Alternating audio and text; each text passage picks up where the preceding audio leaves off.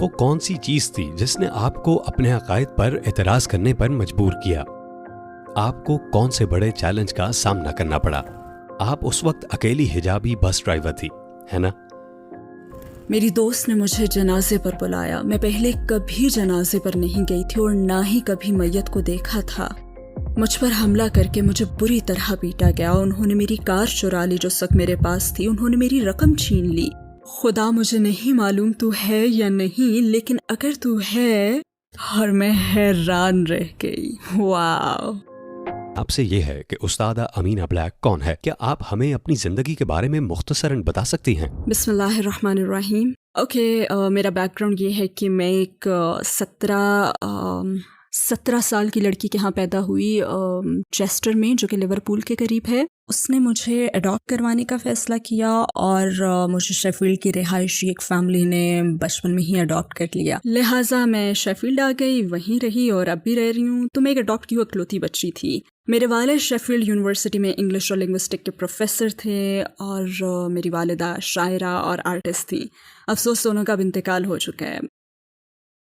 اور ہاں، اسی لیے میری پرورش بڑی دلچسپ، بہت تعلیمی ماحول میں ہوئی، لیکن میں خود سے بچی تھی، اصل میں ٹام بوائے. مجھے گھڑ سواری، کاریں، لوریز اور بسیں پسند تھیں، اور میرا لباس اور کوئی بھی چیز لڑکیوں کی طرح نہیں تھی. ایمان کے لحاظ سے آپ کی زندگی کیسی تھی؟ آپ کا کس پر ایمان تھا؟ میرا ایمان، میری پرورش بطور عیسائی کی گئی، جس کی درخواست میری حقیقی ماں نے کی تھی، اور مجھے سنڈے اسکول بھیجا گیا جو مجھے پسند تھا.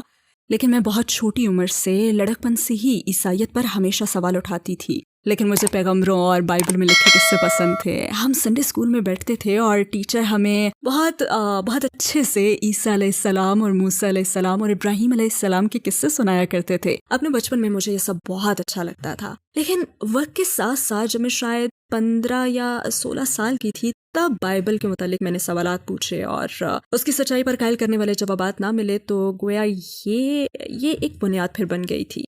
بہرحال اس وقت میں خدا پر واقعی یقین رکھتی تھی، لیکن میں نے خود کو کسی مخصوص مذہب کے ساتھ نہیں جوڑا تھا.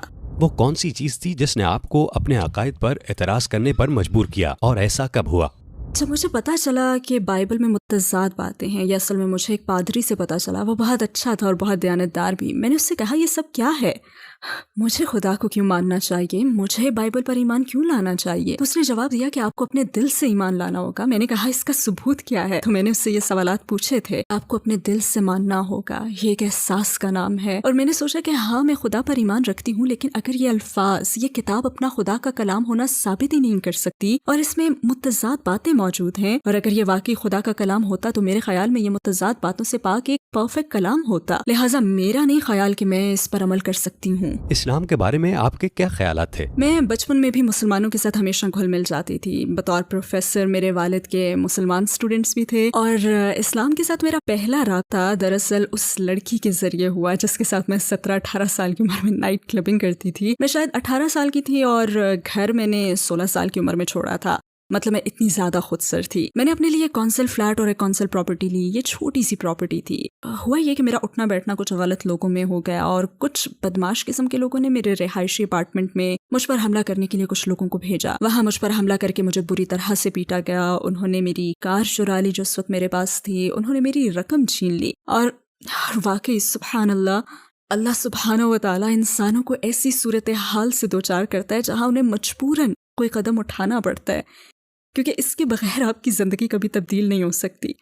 تبدیلی کے لیے آپ کی زندگی میں اس پکاڑ کا پیدا ہونا ضروری ہے. اور اس حملے کے بعد میں واپس اپنے فلیٹ میں جانے سے بہت خوفزدہ تھی. پھر میں جس جگہ گئی وہ میری وہی مسلمان دوست تھی جس کے ساتھ میں نائٹ کلبنگ کرتی تھی. اس نے کہا تھا، نہیں آ جاؤ اور میرے گھر میں آ کر رہو. تو میں اس کے گھر رہنے چلی گئی، اور اس کے گھر میں صرف ایک کتاب تھی، اور یہ کتاب ہے القرآن.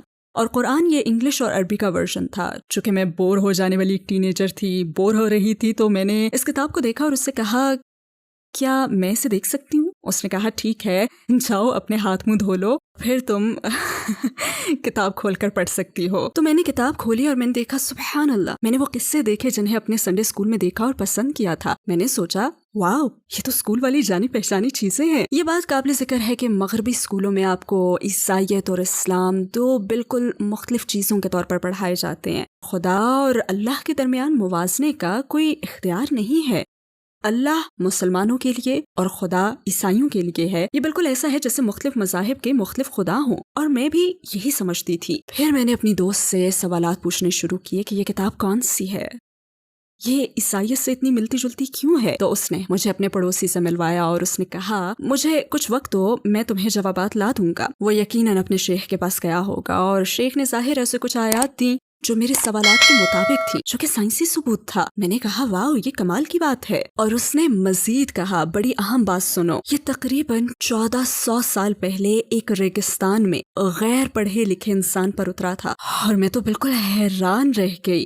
واو۔ پھر اس بھائی نے ہمیں الرسالہ پیغام نامی ویڈیو دی، یہ 2.5 یا 3 گھنٹے کی تھی، مجھے ٹھیک سے یاد نہیں۔ اللہ سبحانہ و تعالیٰ مجھے فلم کے اس اہم آخری حصے میں اس کمرے میں لائے جہاں کونے میں ٹی وی رکھا تھا، جب بلال رضی اللہ تعالیٰ عنہ کعبے پر چڑھ کر آذان دیتے تھے۔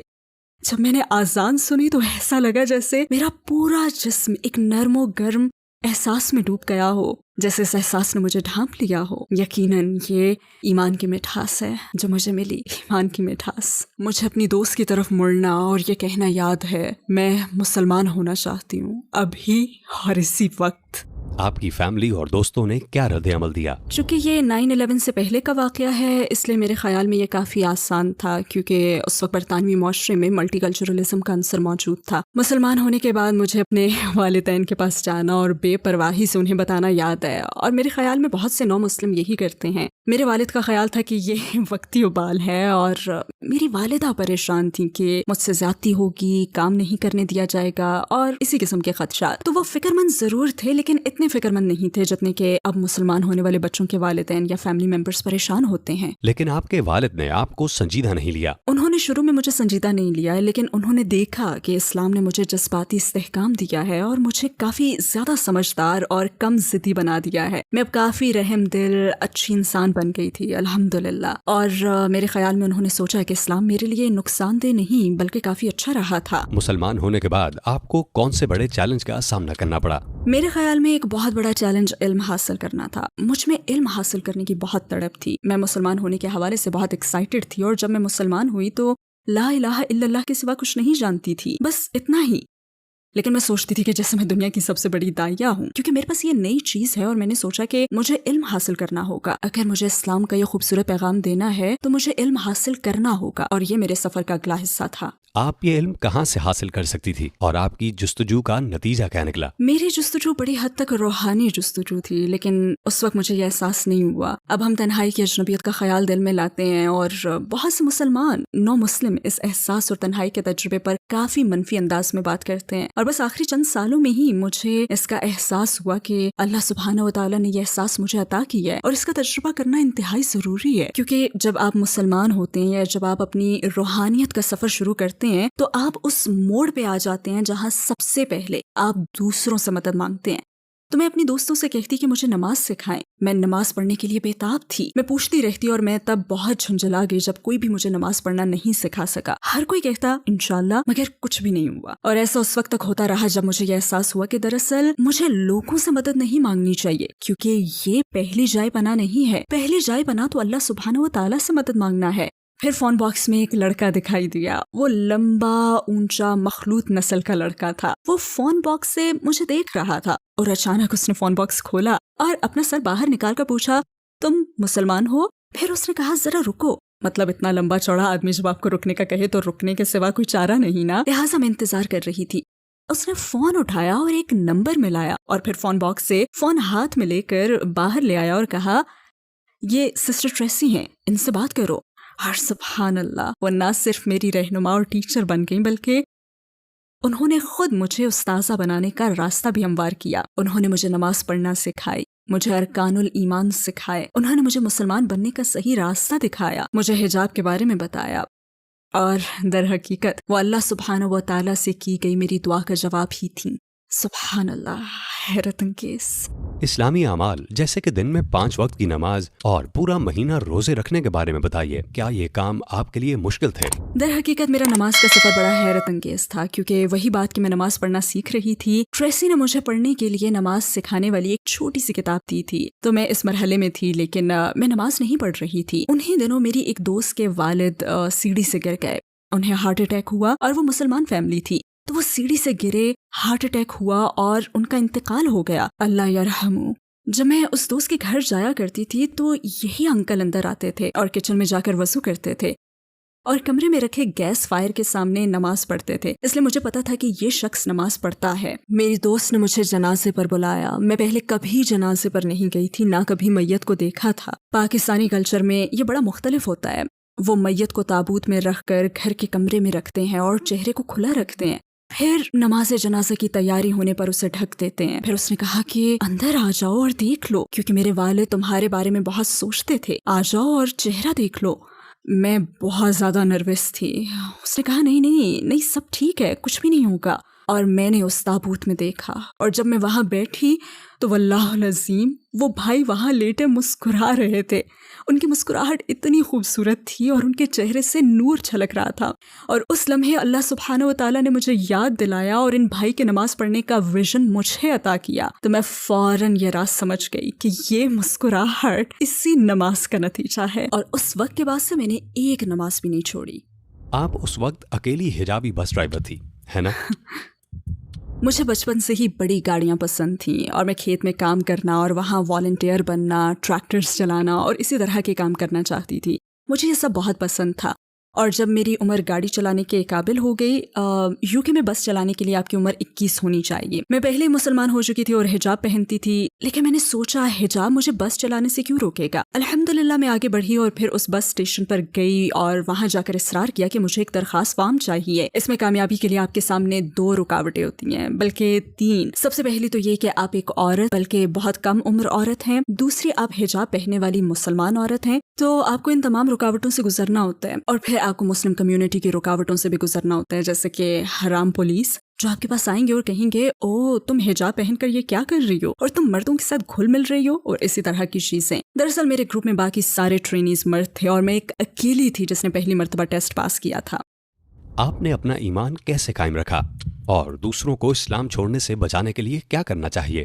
اس کے لیے کئی مختلف چیزوں پر غور کرنا ہوگا۔ سب سے پہلے نو مسلموں کو رہنما کی ضرورت ہوتی ہے، انہیں براہ راست سپورٹ درکار ہوتی ہے تاکہ انہیں آسان اور سیدھے راستے پر لایا جا سکے۔ لوگ یہ سمجھتے ہیں کہ چونکہ اللہ سبحانہ و تعالیٰ نے آپ کو ایمان کی یہ مٹھاس اور مسلمان ہونے کے لیے یہ ہدایت عطا کی ہے تو آپ میں خود بخود مضبوط ایمان اور تقویٰ آ جائے گا۔ ایسا نہیں ہوتا۔ کیا نومولود بچے سے کھڑے ہونے اور میراتھن میں دوڑنے کی امید رکھ سکتے ہیں آپ؟ ایسا کبھی نہیں ہوگا۔ اس کے لیے آپ کو سپورٹ درکار ہوتی ہے۔ میرے مطابق ایک لحاظ سے یہ یاد رکھنا بہت اہم ہے کہ مسلمان ہونا ایک عمل کا نام ہے، اور اس پورے عمل میں لوگوں کو آگے بڑھنے میں مدد دینے کے لیے ہمارے پاس سٹرکچر کا ہونا ضروری ہے، چاہے یہ سوشل سٹرکچر ہو یا پھر جذباتی یا نفسیاتی سٹرکچر۔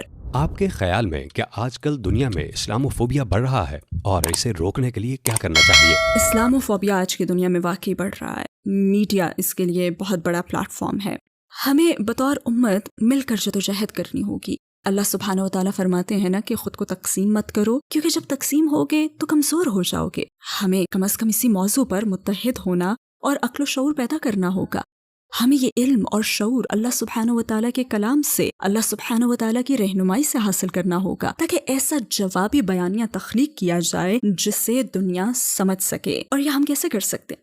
یہ فیصلہ کرنا ہمارا کام ہے، لیکن اب ہم ہاتھ پر ہاتھ دھرے خاموش نہیں بیٹھ سکتے، کیونکہ جب آپ خاموش ہوتے ہیں تو ایک خالی جگہ بن جاتی ہے، اور خالی جگہ کو کوئی نہ کوئی چیز ضرور پر کرتی ہے، اور اس وقت یہ منفی سوچوں سے پر ہے۔ دیکھیں، ہم نمائندے ہیں تو کیوں نہ ہم اسلام کو خوبصورت ترین انداز میں پیش کرنا شروع کر دیں، کیونکہ یہ خوبصورت دین ہے اور بہت سے لوگ اس کی تلاش میں ہیں۔ میں رسول اللہ صلی اللہ علیہ وآلہ وسلم کا ایک قصہ سنانے لگی ہوں، کیونکہ میڈیا اس وقت بھی تھا، ہے نا، اس وقت بھی میڈیا ہر زمانے میں رہا ہے الفاظ کی صورت میں، اور جس وقت رسول اللہ صلی اللہ علیہ وآلہ وسلم مکہ میں داخل ہوئے تو میڈیا کا کہنا تھا یہ ہم سب کو قتل کر دیں گے، یہ ہم سب کو ذبح کر ڈالیں گے، خون کی ندیاں بہہ جائیں گی۔ ہر کوئی ان مسلمانوں سے خوف زدہ تھا، کیونکہ انہوں نے ان پر ظلم کیا تھا، انہوں نے ان کے ساتھ برا سلوک کیا تھا۔ لیکن جب رسول اللہ صلی اللہ علیہ وآلہ وسلم دوبارہ مکہ میں داخل ہوئے تو انہوں نے لوگوں کو جمع کیا اور کہا، تم مجھ سے کیا امید رکھتے ہو؟ تمہیں مجھ سے کیا توقع ہے؟ اور وہ قرآن میں سورہ یوسف کے الفاظ دہراتے ہیں اور اللہ سبحانہ و تعالیٰ کے ارحم الراحمین ہونے کا تذکرہ کرتے ہیں اور اس بیانیے کو ڈھا دیتے ہیں۔ اب ہم اگر ایک مثبت بیانیہ دے دیں تو پھر میڈیا اور سیاستدان جو چاہیں تاثر قائم کریں، کیونکہ یہ مثبت سوچ پہلے سے لوگوں کے دلوں میں ہے۔ آپ کے خیال میں لوگوں کو اسلام کی دعوت دینے کا بہترین طریقہ کیا ہے؟ لوگوں کو اسلام کی دعوت دینے کے مختلف طریقے ہیں جو اس پر منحصر ہے کہ وہ زندگی میں کس مقام پر ہیں۔ جب آپ اسلام اعمال صالحات پر عمل کرتے ہیں تو آپ اعتبار کے حامل فرد بن جاتے ہیں، ایک ایسا فرد سب انسانوں سے بہتر ہوتا ہے۔ آپ باتوں کے بجائے اسلام پر عمل کر کے دکھاتے ہیں۔ اور اگر ہم نہ صرف رسول اللہ بلکہ یوسف علیہ السلام اور تمام پیغمبروں کا عمل دیکھیں تو ابتدائی مراحل میں لوگوں میں یہی اعتبار پیدا کیا گیا، کیونکہ اگر آپ لوگوں میں اپنا اعتبار پیدا نہیں کر سکتے، اگر آپ سب سے بہتر بن کر نہیں دکھا سکتے تو لوگ آپ کی بات کیوں سنیں گے؟ جب آپ خود ہی اچھے طور طریقے نہ اپنا رہے ہوں تو انہیں حق کا پیغام کیسے پہنچا سکتے ہیں؟ ہمارے پیغمبر کی کون سی بات نے آپ کو سب سے زیادہ متاثر کیا؟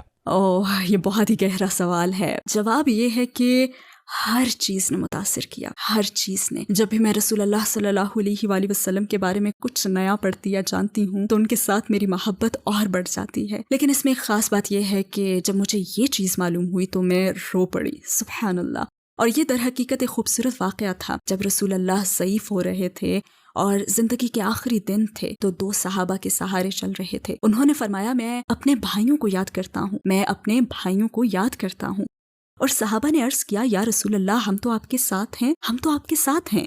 تو انہوں نے فرمایا، نہیں، تم میرے صحابہ ہو، میرے بھائی وہ ہیں جو مجھ پر ایمان لائیں گے لیکن کبھی مجھ سے ملے نہ ہوں گے۔ اگر آپ کو دنیا کے تمام مسلمانوں سے بات کرنے کا موقع ملے اور آپ کے پاس صرف 1 منٹ ہو تو آپ انہیں کیا کہنا چاہیں گی؟